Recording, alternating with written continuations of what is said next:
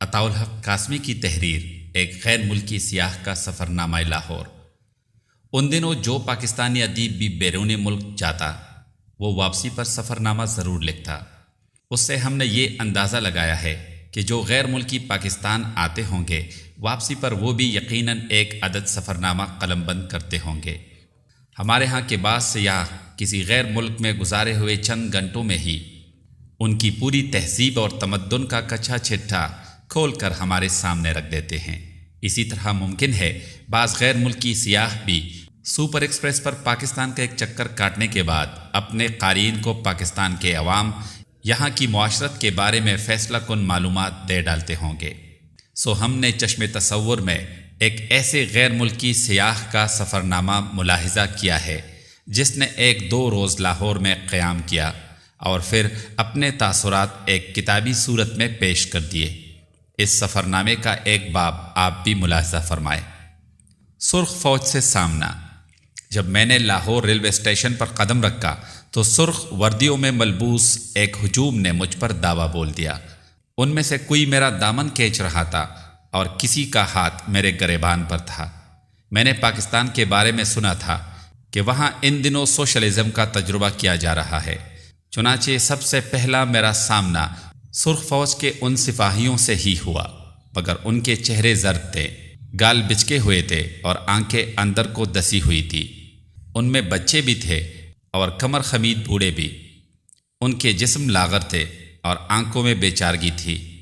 پیشتر اس کے کہ عجلت میں کوئی فیصلہ کر بیٹھتا، میری نظر سرخ وردیوں میں ملبوس کچھ دوسرے افراد پر پڑی جو دیگر مسافروں کا سامان لڑکڑاتی ٹانگوں کے ساتھ اٹھائے گیٹ سے باہر نکل رہے تھے۔ تب میں نے جانا کہ یہ سوشلسٹ نہیں بلکہ وہ کھادے ہیں جس سے سوشلزم کے کھیت کی پیداوار بڑھائی جا سکتی ہے۔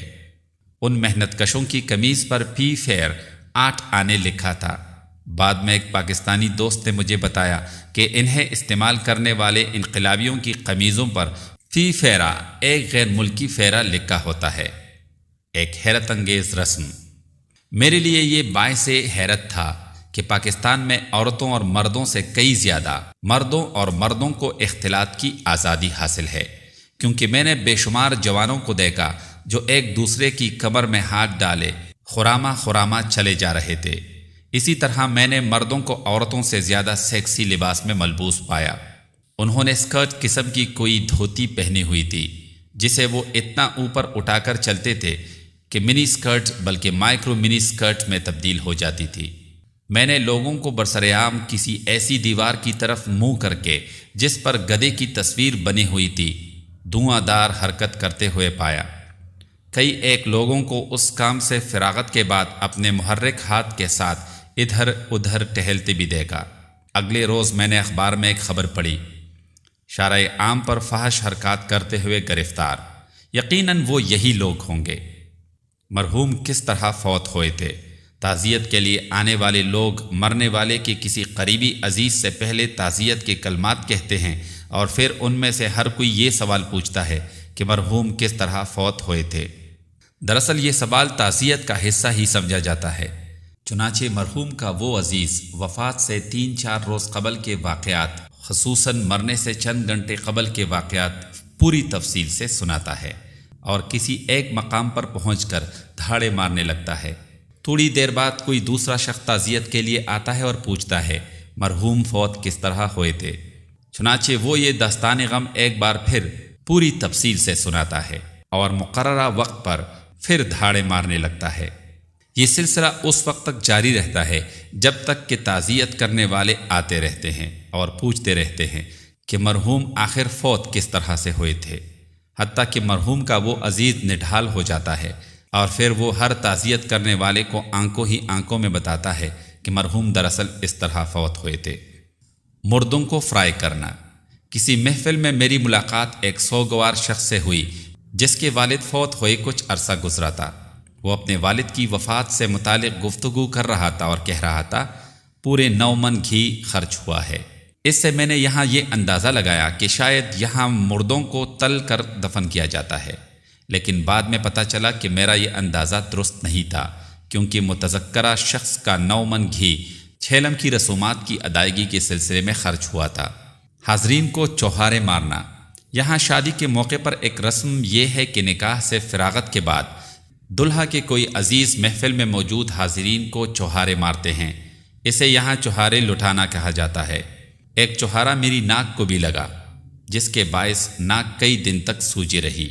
چوہارے کے بارے میں وضاحت کر دوں کہ جب کھجور پڑی پڑی سوکھ جائے تو یہاں کے لوگ اسے چوہارا کہتے ہیں، نیز یہ کہ چوہارے کی شکل صرف چوہارے سے ملتی ہے۔